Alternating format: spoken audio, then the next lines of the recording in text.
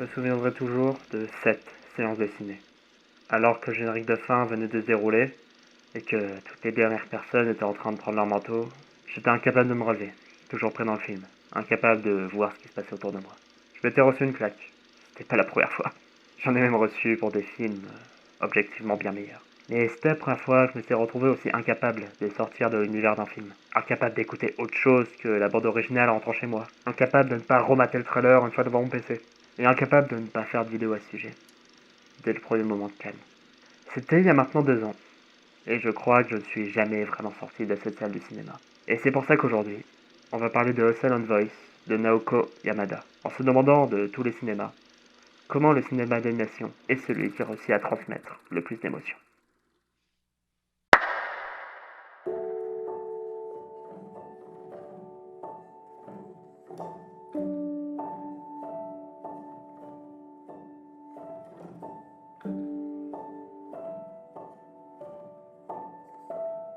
Le Roi Lion, le Tombeau des Lucioles, le Géant de Fer, Le Vent se lève, Kiriko la sorcière, Your Name, Toy Story 3, de tous ces films, vous en connaissez au moins un pour la réputation suivante. Te faire chialer ta race à la fin. Réputation allant au point de traiter la chose en une sorte de finalité obligatoire. C'est-à-dire que si tu ne pleures pas à la fin de ce des films, eh bien tu n'as pas d'âme, et tu n'as pas apprécié le film comme tu le devrais.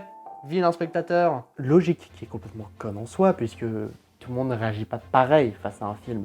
Ce n'est pas parce que ton pote n'a pas chialé comme toi à la mort de Mufasa qu'il n'a apprécié le film moins que toi. C'est pas la question. Tout le monde réagit différemment face au cinéma. Mais quoi qu'il en soit, l'animation a toujours été traitée comme vecteur d'émotion, réussissant à nous toucher au plus profond de nous-mêmes malgré tout le fossé qui nous sépare de ces personnages. Mais comment ça marche tout ça du coup? Eh bien, c'est ce qu'on va voir dans cette vidéo, car c'en est le sujet. Sujet de vidéo qui sera coupé en plusieurs parties. Dans la première, on va tout simplement parler du film Hustle and Voice en soi, le film avec lequel je vous casse les couilles depuis le début là, oui celui-là. Parce que cette vidéo est un hommage d'une vidéo faite il y a 2 ans avant qui était censée parler de ce film et que du coup, il serait normal de en reparler parce que mon avis a un peu changé, il a surtout évolué. Et les 2 prochaines se concentreront plus sur l'animation en elle-même, se demandant comment le cinéma d'animation réussit tant à nous toucher, que ce soit Hustle and Voice ou tous les exemples que j'ai pu tirer avant. Mais du coup, ne vous en faites pas, maintenant que tu permets de chapitrer ces vidéos, la vidéo sera bien coupée en 3 chapitres correspondant avec leur titre. C'est-à-dire que si vous n'avez pas envie de vous faire spoiler le film Hustle and Voice, je vous conseille de passer la partie 1 et de regarder seulement les 2 autres. Que si uniquement mon opinion sur Hustle and Voice vous intéresse, vous avez juste à regarder la partie 1 puis vous barrer ensuite. Mais bon, je dis tout ça, mais après tout, cette vidéo est préenregistrée, je ne peux pas réellement vous répondre, donc je m'en branle, faites ce que vous voulez avec les vidéos, regardez la partie 3, la partie 2, la partie 1. Voilà, juste, c'est là.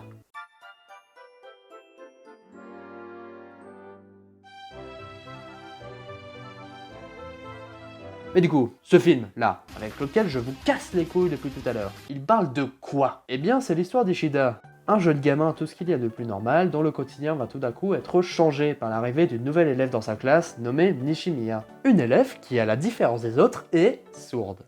Bon Dieu, il y en a de la joie de vivre dans cette émission. Ishida décide de monter sa cote de popularité, en multipliant les blagues et les attaques directes envers la jeune fille, créant ainsi un cycle sans fin d'harcèlement. Yes, ça me rappelle le collège.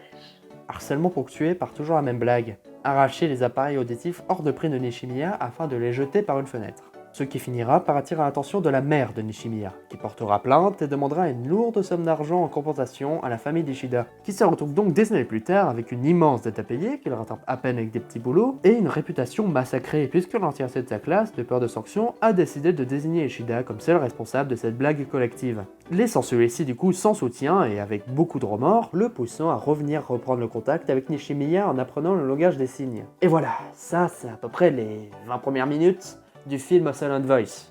Quoi? T'as cru que j'allais te raconter tout le film?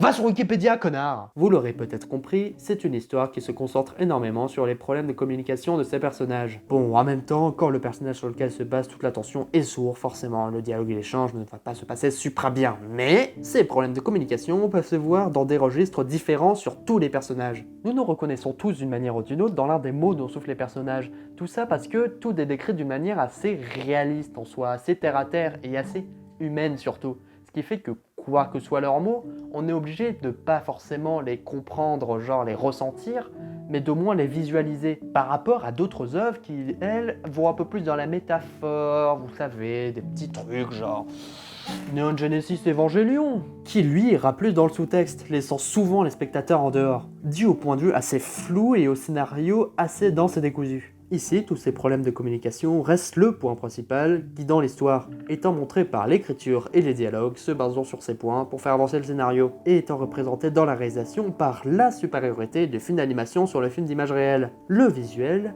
imaginaire.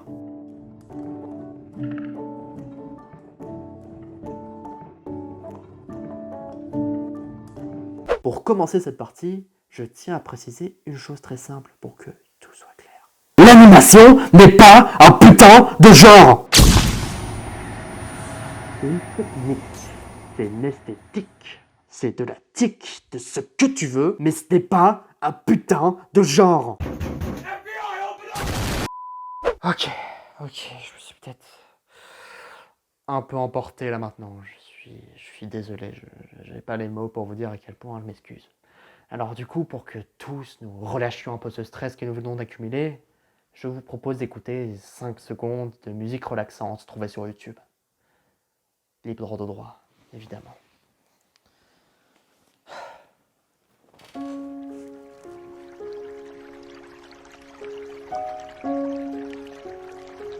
Par rapport à ce que beaucoup pourraient penser, l'animation n'est pas un genre donc. Car cette classification de genre, touchant tout autant le monde du cinéma que celui de la littérature, se base avant tout sur l'histoire et le contenu, permettant de séparer les films dans ces classes que vous connaissez déjà, films fantastiques, comédie romantique, films d'horreur, comédie, tout ça. Si vous voulez un autre exemple, le documentaire n'est pas un genre lui non plus, il est catégorisé par son esthétique, tout comme le cinéma d'animation. Le documentaire a ses interviews, ses voix off et ses caméras à l'épaule, alors que le cinéma d'animation a ses dessins 2D ou 3D, et c'est ça qui du coup font leur catégorisation non pas en tant que genre, mais en tant qu'esthétique ou technique. Le cinéma d'animation, c'est un procédé qui ressemble en soi trait pour trait à celui du cinéma classique. Dans les deux cas, c'est une suite d'images fixes qu'on met en mouvement grâce à un enchaînement rapide. La seule différence étant que pour le cinéma classique, c'est chiant. Tu dois faire l'installation lumière, être sûr de ne pas être dans un endroit avec un son trop envahissant, faire gaffe à la météo, vérifier l'installation électrique, déplacer une équipe qui aura besoin d'un espace détente à l'abri de la pluie avec de la bouffe et des sièges, avoir des accessoiristes, des maquilleurs, des perchman. Mais où est-ce qu'il est? Mais où est-ce qu'il est, ce con de perchman? Bref, vous l'aurez compris, c'est chiant quoi. Moteur! Vas-y, Jean-Pierre. Moteur! Allons-y. Moteur! Alors que pour le cinéma d'animation, tu as besoin d'une feuille blanche, de quoi dessiner, et tout dépendra de ça.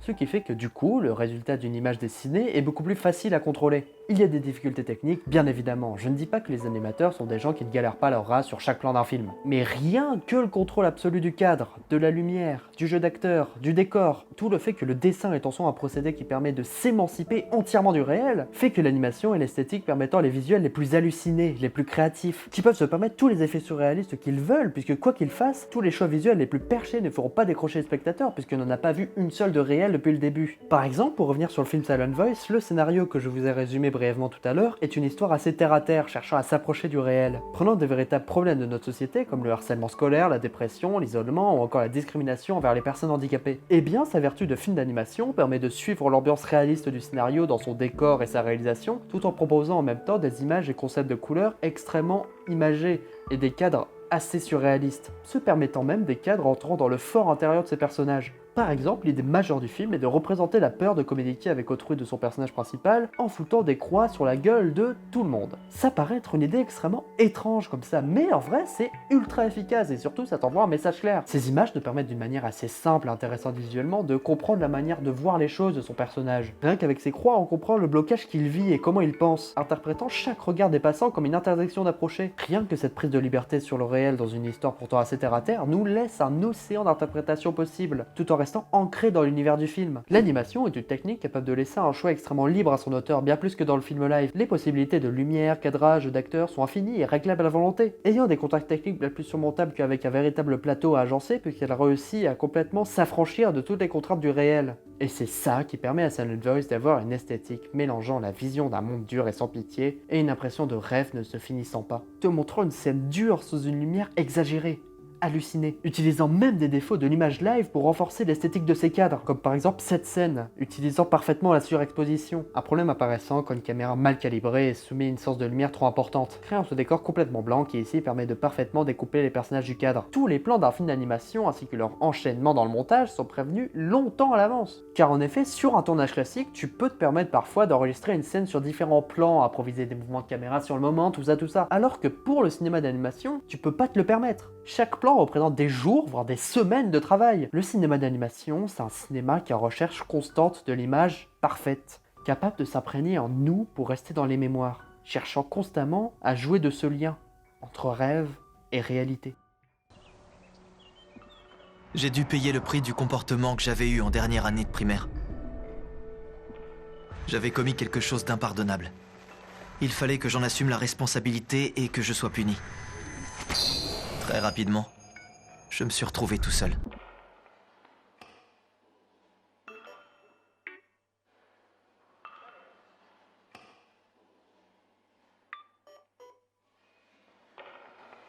Alors oui, aucune fiction n'est réelle. C'est le principe. On sait que Leonardo DiCaprio n'est pas vraiment mort dans Titanic. On sait que Robert Downey Jr. n'est pas un super-héros égocentrique. Et on sait enfin que Elise Moon n'est pas un journaliste fou. Moi je suis un témoin, c'est tout. Un témoin? Un témoin de quoi? Un témoin. C'est pour ça que tu m'as fait venir. Non, c'est pas pour ça. C'est parce que le monde devient fou. Mais dans le cinéma classique, nous avons toujours une illusion de réalité, expliquée par le fait qu'une caméra capture toujours un instant de réel. Quel que soit l'univers dans lequel un film nous transporte, nous sommes toujours ramenés à la réalité par ces instants où nous voyons le vivant, ou alors le simple mouvement d'un décor être capturé. Point qui explique pourquoi à chaque fois que nous voyons la bande-annonce d'un jeu vidéo ou alors d'un film comportant des animations, nous ne regardons jamais l'action dans sa globalité pour se concentrer sur les petits détails complètement anecdotiques.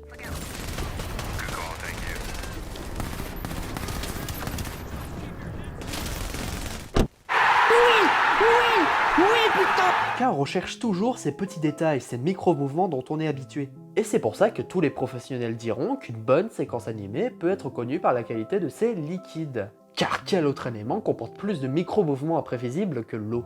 Un film réussissant parfaitement à rendre à l'œil une physique aussi complexe que celle d'un liquide en mettra toujours plein la vue, c'est mathématique. Et c'est ça qui pour moi crée la fascination devant les films d'animation. Car plus on avance, plus la frontière entre cinéma et dessin animé devient fine. Nous faisant douter sur le concept même d'image réelle, dans un Hollywood capable de te duper en te disant « Ceci est Robert Downey Jr. » alors que non, putain, ça c'est un modèle 3D de Robert Downey Jr. Il n'est présent à aucun moment, il n'y a en ce personnage 0% de réel, mais malgré tout ça, quand t'es dans la salle de cinéma, et bah tes yeux, ils se font complètement niquer. Le lien entre animation et film live est devenu si faible que désormais, même un Jean Gérard, l'animation c'est pour les enfants, est capable de regarder un film Marvel, regarder une animation 3D faire des trucs impressionnants et se dire « Oh ouais, ça c'est pas un film pour les gamins !» On peut penser que là, maintenant, je divague. Mais la question est que si nous sommes capables de regarder une animation supra-réaliste faire des trucs impossibles comme voler, pourquoi on ne serait pas capable d'entrer aussi dans un monde qui assume son irréalisme, tout en te ramenant sans cesse à des physiques, des relations et des émotions nous rappelant notre réalité. Certains réalisateurs se sont fortement opposés à l'idée d'illusion du réel du film d'animation, comme par exemple Hideaki Anno, réalisateur du film The End of Evangelion, qui après tout un film nourrissant cette illusion de réalité, vient tout d'un coup nous ramener à l'ordre en filmant une véritable salle de cinéma, histoire de nous rappeler où nous sommes et d'arrêter de confondre fiction et réalité, traitant la confusion comme une sorte de chose dangereuse. Ce qui à plusieurs moments est plus ou moins le cas quand on voit le type de personnes ciblées par le film, à savoir les gens qui s'enferment dans un monde fantasmé, des chambres remplies de statuettes de filles mineures dénudées en tout genre. Non, c'était pas qu'un cliché, je vous promets. Mais là, il faut quand même pas oublier qu'on est dans des cas extrêmes, vécus par des gens qui étaient pas suprastables mentalement à la base. Ces cas exceptionnels ne doivent pas nous empêcher de rêver. On peut continuer à croire à ce monde imaginaire qui est le cinéma sur toutes ses formes fictionnelles, et on doit ramener à l'ordre tous ces cons qui diront que c'est stupide de s'émerveiller devant une image animée quelle qu'elle soit. Silent Voice, par son esthétique, est le film qui m'a fait rendre compte de tout ça. Que le cinéma classique et le cinéma d'animation sont beaucoup plus proches que ce qu'on peut le dire. T'entraînant dans son déroulé fictionnel, réussissant à te duper, à te faire douter sur la notion de réalité jusqu'au moment où les lumières se rallument enfin. Et que le monde autour de toi se remet à bouger de nouveau. Te rappelant d'où tu es, faisant que l'illusion se termine enfin.